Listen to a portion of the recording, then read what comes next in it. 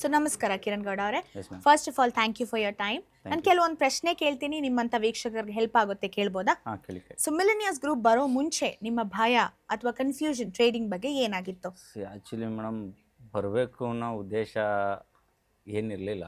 But I think ನಾನು session ನೋಡಿದ್ಮೇಲೆ ಬರಬೇಕು ಅಂತ ಡಿಸೈಡ್ ಮಾಡ್ಕೊಂಡಿದ್ದು.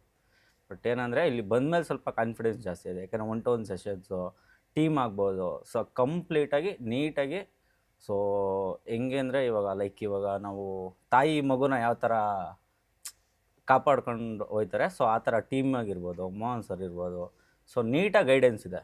ಸೊ ಹಂಗಾಗಿ ಇಲ್ಲಿ ಬಂದಮೇಲೆ ಗೊತ್ತಾಯಿತು. ಸೊ ಇವಾಗ ಏನು ಕನ್ಫ್ಯೂಷನ್ ಇಲ್ವಾ ನಿಮಗೆ? ಏನಿಲ್ಲ ಮ್ಯಾಮ್, ಏನಿಲ್ಲ.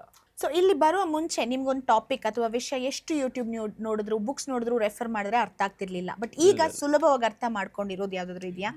ಸುಲಭ ಅರ್ಥ ಆಗಿರೋ ಮೋಹನ್ ಸರ್ ಅವರು ಗೈಡೆನ್ಸಿನೇ ಸುಲಭವಾಗಿ ಅರ್ಥ ಆಗ್ಬೋದು. ಸೊ 3 ದಿನದಿಂದ ಮೋಹನ್ ಸರ್ನ ನೋಡ್ಕೊಂಡ್ ಬರ್ತಿದ್ದೀರಾ, ಅವ್ರ ಬಗ್ಗೆ ಏನಾದರೂ ಹೇಳಕ್ಕೆ ಇಷ್ಟಪಡ್ತೀರಾ? ನಮ್ಮ ಮೋಹನ್ ಸರ್ ಸ್ಪೀಡು, ಸೊ ಹೆಂಗೆ ಅಂದರೆ ಅವರು ಒಂಥರ ಪಾದರಸ ಇದ್ದಂಗೆ. ಸೊ ಅವ್ರ ಸ್ಪೀಡ್ ಇಷ್ಟ ಆಯಿತು ಮೇಡಮ್. ಯಾವುದೇ ಆಗಲಿ, ಯಾವುದೇ ಕೆಲಸದಲ್ಲಾಗಲಿ, ಸೊ ಸ್ವಲ್ಪ ಸ್ಪೀಡಾಗಿದ್ದಾರೆ. ಸೊ ಹಂಗಾಗಿ ತುಂಬ ಇಷ್ಟ ಆಯಿತು. ಆ ಸ್ಪೀಡು ತುಂಬ ಇಷ್ಟ ಆಯಿತು. ಸೊ ಇಲ್ಲಿ ಬರುವ ಮುಂಚೆ ನೀವು ಬಿಗಿನರ್ ಆಗಿದ್ರಿ ಅಲ್ವಾ? ನಿಮ್ಮಂಥ ಬಿಗಿನರ್ಸ್ ಏನಕ್ಕೆ ಈ ಪ್ರೋಗ್ರಾಮ್ ಅಟೆಂಡ್ ಮಾಡಬೇಕು? ಮುಂದೆ ಒಳ್ಳೆ ಭವಿಷ್ಯ ಸಿಗುತ್ತೆ. ಸೊ ಇಲ್ಲಿ ಬಂದು ಕಲ್ತು ಅವರು ಹೋದ್ಮೇಲೆ ಮುಂದೆ ಒಂದು ಒಳ್ಳೆ ಭವಿಷ್ಯ ಸಿಗುತ್ತೆ ಅವ್ರಿಗೆ. ಸೊ ಅದೊಂದು ಹೇಳೋಕ್ಕೆ ಇಷ್ಟಪಡ್ತೀನಿ ಅಷ್ಟೇ. ಸೊ ಈ ವೆಬಿನಾರ್ ಅಟೆಂಡ್ ಮಾಡ್ದೇನೆ ಟ್ರೇಡಿಂಗ್ ಮಾಡ್ಬೋದಲ್ಲ?